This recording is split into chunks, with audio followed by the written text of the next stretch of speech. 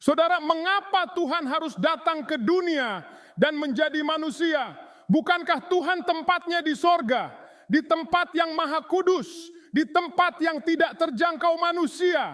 Lalu mengapa Tuhan mau datang ke dunia yang penuh dengan dosa ini? Bahkan dia dilahirkan di tempat makan domba yang hina dan hidup di tengah-tengah manusia yang suka memberontak. Dan Tuhan juga dikatakan menyerahkan nyawanya untuk mati di atas kayu salib demi menebus dosa kita semua. Jawabannya sederhana, saudara. Semua Tuhan lakukan karena kasih-Nya yang besar kepada kita semua.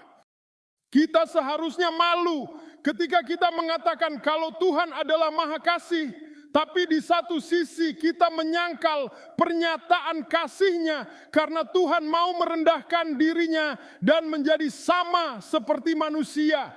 Kita seharusnya malu ketika kita mengatakan kalau Tuhan itu maha kuasa, tetapi menyangkal kebangkitannya dari kematian ketika Dia telah menang atas maut dan membuat maut menjadi tumpuan kaki-Nya. Kasih sejati, saudara-saudara, selalu menuntut pengorbanan. Tuhan tidak perlu membuktikan kuasa-Nya dengan tetap berada di surga yang mulia. Ia membuktikan kedalaman kasih-Nya dengan turun ke lumpur dosa kita, mengenakan daging yang fana, dan mengalami setiap pencobaan yang kita hadapi. Bukankah ini sebuah paradoks yang agung, bahwa yang maha tinggi justru merendahkan diri menjadi yang terendah, yang maha kudus rela menyentuh kenajisan kita? Itu semua adalah demi satu tujuan, yaitu untuk menjangkau kita yang tidak mampu menjangkaunya.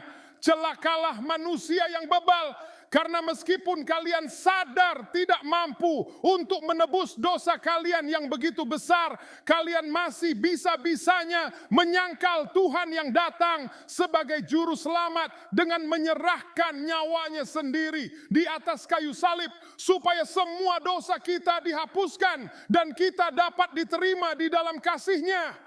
Jadi kalau Tuhan yang kamu sembah adalah Tuhan yang bersembunyi dalam kekelaman, maka Tuhan yang saya sembah adalah Tuhan yang keluar dari kekelaman untuk mencari manusia yang hilang.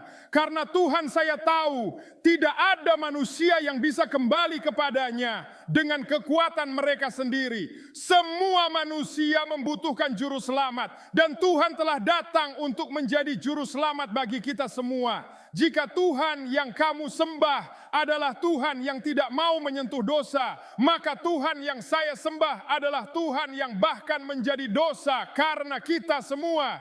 Dia mau memikul semua dosa dunia di dalam tubuhnya sendiri. Ini adalah kasih yang tidak ada taranya, kasih yang layak ditempatkan di tempat tertinggi, kasih yang berasal dari Tuhan. Dan itulah sebabnya Yesus adalah Tuhan dan Allah yang sejati. Karena Dia telah menyatakan kasih-Nya yang besar bagi kita semua. Di mana wujud kasih Tuhanmu? Apakah masih duduk dengan nyaman di sorga? Seberapa besarkah kasih Tuhanmu? Apakah Dia masih bersembunyi di dalam kekelaman? Dengar ini baik-baik, kasih Tuhan yang saya sembah itu terpampang jelas di atas kayu salib, dengan darah yang tercucur dari kepala sampai ke kaki, dengan tangan dan kaki yang terpaku, dengan lambung yang tertombak. Dan Dia lakukan ini semua demi saudara dan saya. Kenapa? Supaya kita boleh mendapatkan kasih karunia, yaitu pengampunan dosa di dalam nama Yesus. Saudara, sekarang maut telah dikalahkan oleh Tuhan Yesus, dan Yesus telah bangkit dari kematian dan duduk di sebelah kanan Bapa di sorga. Dia adalah Tuhan dan Allah yang berkuasa sampai selama-lamanya. Dan ketika kita percaya di dalam namanya, kita juga akan beroleh kasih karunia berupa hidup yang kekal. Jadi terimalah Yesus sebagai Tuhan dan Juru Selamat pribadimu saat ini. Karena kasih-Nya tetap ada hingga saat ini. Pintu kasih karunia Allah masih terbuka lebar. Kamu tinggal masuk dan terima keselamatan di dalam Kristus. Amin. Karena begitu besar kasih Allah akan dunia ini, sehingga Ia telah mengaruniakan anaknya yang tunggal, supaya setiap orang yang percaya kepadanya tidak binasa, melainkan beroleh hidup yang kekal.